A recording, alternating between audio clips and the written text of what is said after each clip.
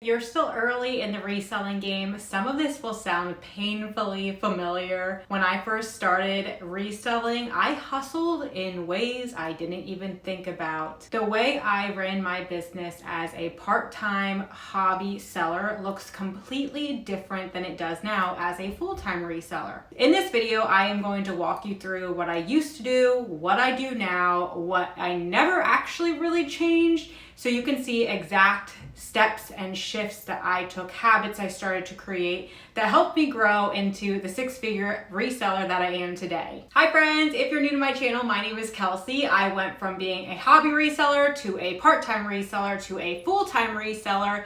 I have been a full-time reseller for 2 years now, and in that time frame, I am going to hit $250,000 in sales this year. Today is about the habits that I let go, the ones that I adopted, and the ones that never actually changed in my business, maybe just looked a little bit different. I am going to start this video with the 12 habits I used to do on a daily basis multiple times a day, and what they look like now in real life, and how I've kind of changed them and adapted to saving myself time in the long run, therefore making more money. All right, let's jump into the 12 things that I used to do as a part-time reseller that I no longer do as a full-time reseller. Number 1 is I tracked everything, and I mean everything, on paper. And I've showed clips of this on my social media accounts. Like, I used to track how many items I listed a day on paper, how many relisted items I had during a day, what my net profit was, what my gross profit was.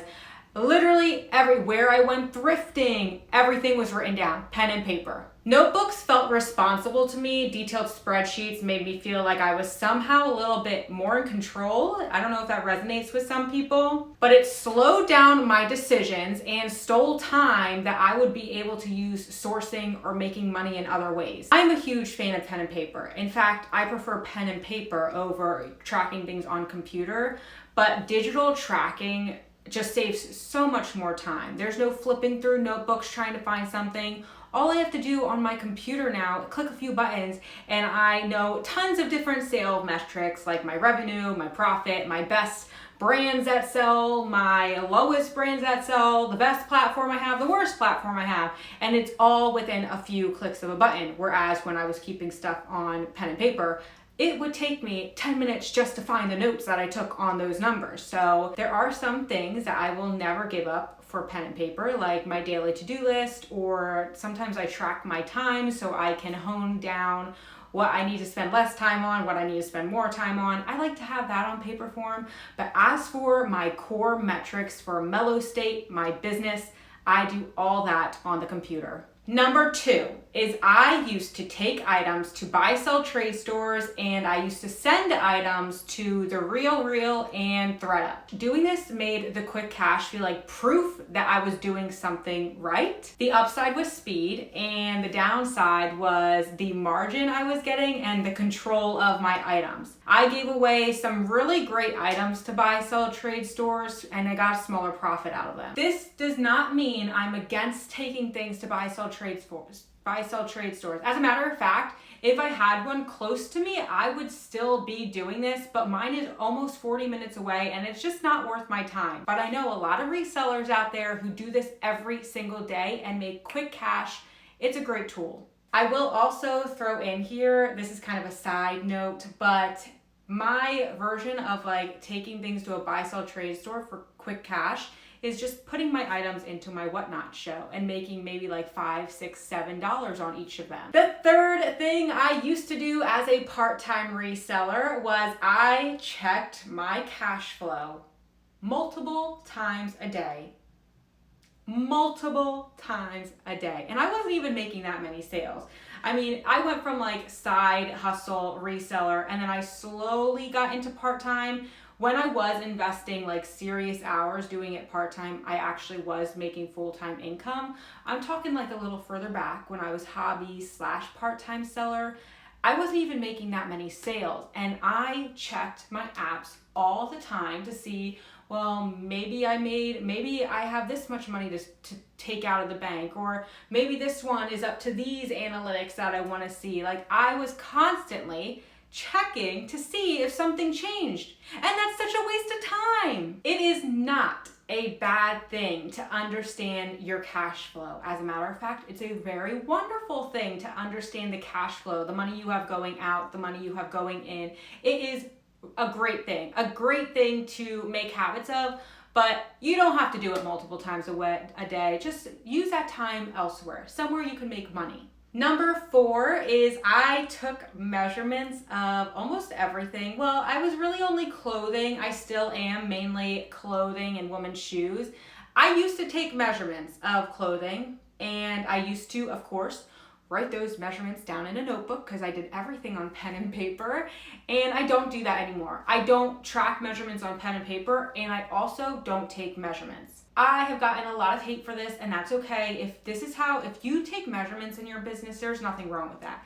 But for my business, I have tried to streamline the process. This is not just a quick decision that I've made.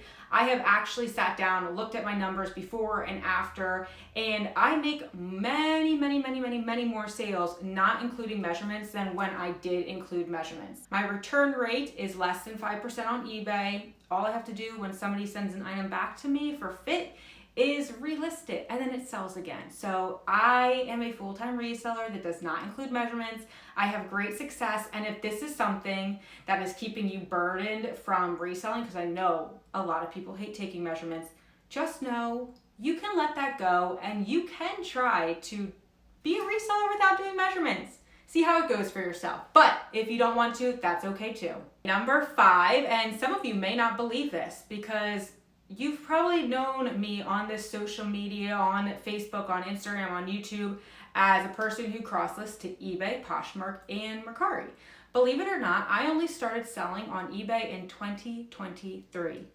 I was so scared to start selling on eBay because I didn't really understand shipping. I didn't understand all the policies and rules and all the different things they had going over on that app. So I avoided it. Like literally avoided it for the longest time. I was a primarily Poshmark and Mercari part-time reseller. When I and get this, I actually added eBay to my stores before 2023, but I was such a bad eBay seller that I had a bad seller level or whatever they call it over there, and I had to close my first eBay store down because I made so many mistakes when I first started. When I finally decided to take eBay seriously, I learned one rule at a time. I learned the shipping profiles, the returns, and I treated it almost like a new language because I knew that adding eBay would increase my sales significantly. Ever since adding eBay, it's become my #1 selling buy it now platform. So if you have been afraid to start on eBay, take it one step at a time. I promise it will change your life. Number 6 is I cross-posted manually. Yes, I did not use an automation tool like I use now. If you're curious of the automation tool I use Nifty.ai. I absolutely love it. It cross-lists, it shares my closet, it sends offers to likers, it delists sold items automatically. It is just a game changer. And there's also an inventory management page, so I don't have to keep things tracked in a separate spreadsheet. It's all there in Nifty. If you're interested in trying it out, you can go down to my description. It's the first link. I can offer you a free 7-day trial with an additional 15% off your first payment if you like it. Anyway, I cross-listed manually when I was part-time because I didn't want to invest the money into a cross-lister. It took me a long time to look at my reselling journey as a actual business. The more I looked into cross-listing, the more I saw it as it was an investment into my business. But it took a long time to get there. When I was part-time, I definitely did not want to pocket out the $50, $40 to pay for a cross-lister because I was seeing success. What I didn't understand is if I paid for a cross-listing service to cut down on my listing time and to manage my stores, I would have so much more time to invest in sourcing and listing and kind of honing in on my photographing, like spending it anywhere else that would make me more money. I just did not understand that when I was part-time, and I really wish I did. The seventh thing I did not do as a part-time seller that I now do as a full-time seller is talking about what I do. I did not tell people that I was a reseller. And again, I do think this goes back to I didn't take it serious. Like I didn't look at myself like as a true business. It was just like this hobby thing I was doing to pay off my college debt and make extra money. Whereas now I do look at myself as a actual business. I know my name is attached to my business, so I treat it differently. Hiding the fact that I was a full-time reseller or part-time reseller, it seriously hindered my growth. Now I speak confidently and I let people know I buy and sell clothing and shoes. I run lives. I do social media. It's my full-time job and I absolutely love it. You never know who you are talking to and what opportunities may arise from this. I am not joking. Just speaking to people and networking is how I've gotten almost every single one of my bulk buyouts. All the Jay McLaughlin stuff you see, me shipping in my Ship With Me videos, that was networking. All the new tag pieces, got those from networking. The golf buyout you see me selling in my Whatnot show, I got that from networking. I'm telling you guys, do not sleep on talking about what you do. Build confidence in yourself and know what you're doing is amazing and awesome. And talk about it. This next one kind of goes into number 7, but number 8 is I didn't build relationships with my postman.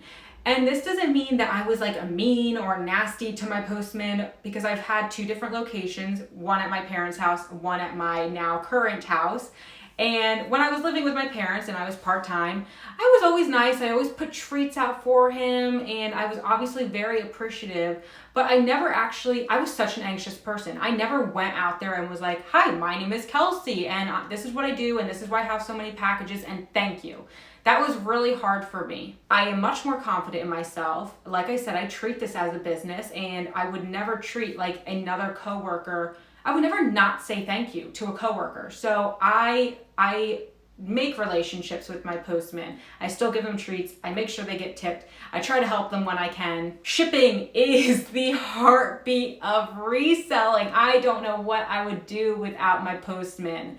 Relationships, making relationships improves the pickup, the problem solving, everything I deal with going to the post office every single day or having to pick stuff up from my house every single day. A thank you and a thumbs up or a sweet treat sitting outside next to the packages really goes a very long way. Number 9 is I tracked my daily net profit. Of course, I did this on pen and paper. I kind of mentioned this a little bit, but I kept track of my daily numbers very closely. And this kind of goes into the cash flow thing as well, as I didn't have the cash flow I had now, so I was a little bit pickier when it came to things and knowing like what money I could put to the school loans I was trying to pay down. My daily numbers that I was tracking as a part-time seller pushed and made different decisions for me back then.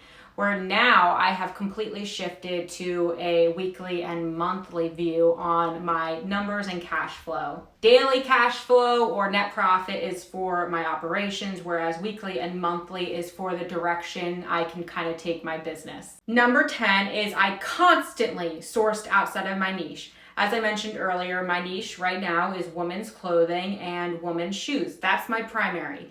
I do sell men's and kids and purses and all that type of stuff in Whatnot, which is a completely different platform. As far as my Poshmark and eBay, my niche is women's shoes and women's clothing. Back then, when I was part-time, I was constantly, wherever I saw that I could make money, I was trying it out. So I would pick up kids' clothes, I would pick up men's clothes, men's shoes. I tried electronics and hard goods. I'm so bad at selling them. And it really made me work slower. And it made me work slower because I had a system in place to photograph women's clothing and women's shoes. I would hang them up on a thing or I would use a table to photograph shoes, and it was like back to back to back to back. Whereas when all of a sudden in my pile of women's clothes, there's this little like kid shoe or electronic, it completely threw my photographing process off, slowing me down, making me less money in the long run. If you're a part-time seller, if you're new to reselling, I highly recommend stick to a niche. There's 100% money to be made outside of sticking to your niche. But I think when you're first getting started, just doing one thing at a time and slowly implementing more will really benefit you in the long run. There's less prep for photography, which means more volume overall, which means more money, right? I mean, that's what we're all here for. Okay, number 11 is I bought things because they were cheap. And that is really the only reason I bought a lot of stuff when I was a part-time reseller. Ugh, it's so bad. It's so bad. I bought them because they were cheap and because I thought they were cute. Cheap doesn't mean profitable. Now I ask when I'm going out to source, is it in season? What are the comps? What are the sell-through rates? Is there any other selling points I can look for? And I add that on to the cost I'm getting the item at. If it's not a 100% yes, then I pass on it no matter what the price is. We are not in the business to store items. I don't care if you think the item is cute. I don't care if you're getting it for 10 cents. Don't pick it up unless you have valid comps, really good selling points, or maybe you're gonna keep it for yourself. Number 12, and the final thing that I used to do that I no longer do, was look at reselling just as a hobby or an extra way to make cash. Obviously, you guys know this is now my full-time job. Therefore, it's very serious. It's my income.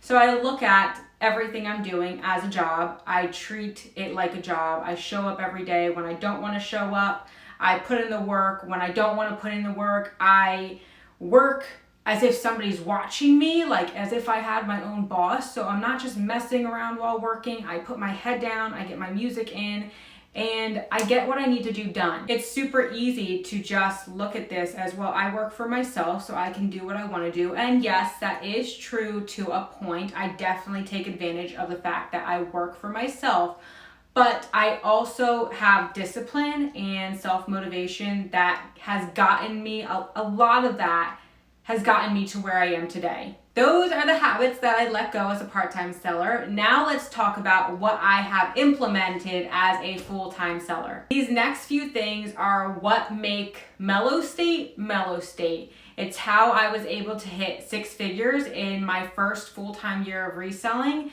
It's how I was able to hit $250,000 in sales in my second year reselling as a full-time seller. Number 1 is I started selling live auction. And I know this isn't for everybody, and that's okay, but in reality, using a live auction platform, Whatnot being my platform of choice, has completely changed the game for me. I am able to move so much more product on Whatnot. I am getting less money per item, but I am able to do more volume, which has been a game changer, especially since I have been doing so many bulk liquidation purchases. I'm actually able to move them quickly rather than reselling completely taking over my house. It's just changed the game. If you have questions about Whatnot and how I've done what I've done over there, definitely drop them in the chat, because I could make an entire video about my story or my journey over on Whatnot.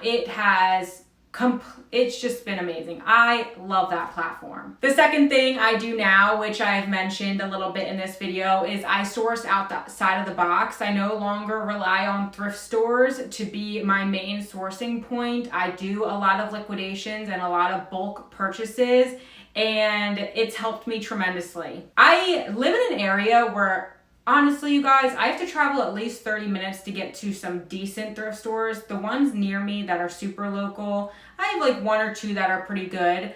Most of the ones, the chains near me, are absolutely ridiculously priced. I walk in and I walk out because I get so frustrated with how they price things. So, which has kind of led me to, I felt almost like cornered into finding a better way to source. I source on Whatnot a lot to then resell and make a profit on. I source from garage sales, estate sales, TJ Maxx clearance sales. I mean, there is money to be made everywhere, and I am constantly thinking outside of the box to make myself more money. Actually, just this morning, I sold a brand new in the packaging G-Shock watch that I picked up on Whatnot for $19 plus $5 shipping. It sold in less than 5 days over on Mercari for $74, I think, and I bought that on Whatnot. I didn't even have to leave my home to source that. If you're interested in trying to source on Whatnot, I highly recommend it. I sell so much stuff that I pick up on Whatnot. I have $15 down in the description box you can get for free to shop on the app. Okay, I think this is point number 3. I work smarter, not harder. Literally, I work less time and make triple, quadruple, I don't even know. I make so much more money now and I work way less. And that's because I have streamlined my process to a T. And every single day, I'm trying to make it better and faster and more efficient. I batch photograph things. When I'm doing my Whatnot show shipping, I just have little small things here and there that I do to make it so it's bam, bam, bam, done. I'm done. And it's really good, and I highly recommend.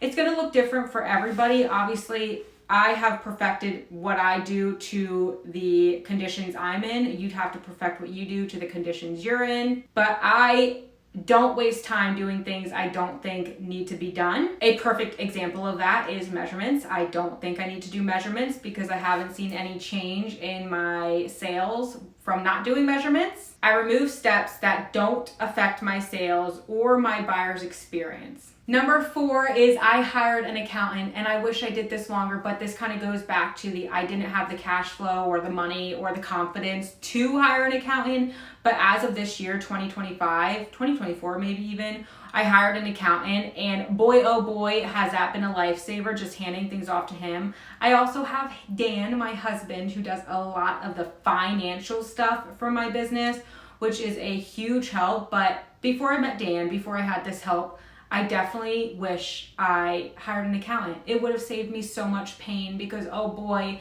tax season was always a pain. The next thing I do now is I outsource where it pays for itself. And it's really only been my sister, Erin, who worked for me this past summer. She helped me run shows and she helped me photograph items. And if I can outsource that to free up time for me to make more money, I am going to outsource things from here on out. And it's gonna look a little bit strange going forward. I don't know how it's gonna work because Erin's done, and if I do outsource again, I'll have to find somebody completely new, but I am not against outsourcing. I think it is a sign of growth. I'm excited to be able to find people to help me in my business, and I can't even believe I'm saying that because when I was a part-time seller, I never would have imagined that I would be potentially hiring somebody. This is kind of like, I don't know how related this next point is, but I also treat social media like a job. When I was part-time selling, I did social media, and I do think I was very consistent when I was posting on social media as a part-time reseller. But it's nothing like today. Like today, right now, I made time in my reselling workday to sit down and film this video. I don't think that would have happened before, but I love the community that I have created here. It's taken a lot of work, and I would love for this to become full-time income one day, but I have to treat it like a job. Even when it's not bringing in any money for me, I make the time. Whew. Okay, now that we've talked about what I used to do that I no longer do and what I now do that I used to not do, let's talk about things that have never actually changed throughout my part-time, full-time hobby reselling journey. Number 1, and I can't go without saying this, is I kept God in my business. And I know I might lose some people here, and that's okay, but all glory goes to God. Boy, oh boy, my life has just been crazy, and I would not even be sitting here where I am today if I did not keep God at the center of my life. So huge part of my success goes to Him. Actually, all of my success goes to God. The second thing is I treated it as a job. I think I treat it more as a job now than I was part-time. I think even when I was part-time, I always showed up for myself, but there were days where obviously I had a full-time job and I wasn't able to show up. but no matter what, I stayed, I guess I could say I stayed consistent throughout it all. Maybe not treating it as a job, but the consistency, both part-time, hobby to full-time, I was there. I was listing, I was shipping, I was trying new things always, and I was on the path to grow. And the third thing that has never actually changed is I reinvested into myself. I did better tools, I got better inventory, I changed my storage spaces here and there. I took some money and I reinvested it into new product while the rest of the money went to my school loans. I always thought about Mellowstate and tried to grow it in different ways. All right, you guys, hopefully this was helpful to you. Just remember that you don't have to do everything to grow all at once, just the right things long enough. And I want this to be permission for you to maybe drop some of the habits, the old habits that you're doing just because you feel like you have to do them. Look at what you do every day, drop things that don't serve you anymore so you can move to the next level. In the comments, I would love to hear new habits you plan on implementing, old habits you plan on leaving. If you want to see more content from me, definitely hit that subscribe button. I will catch you in the next video.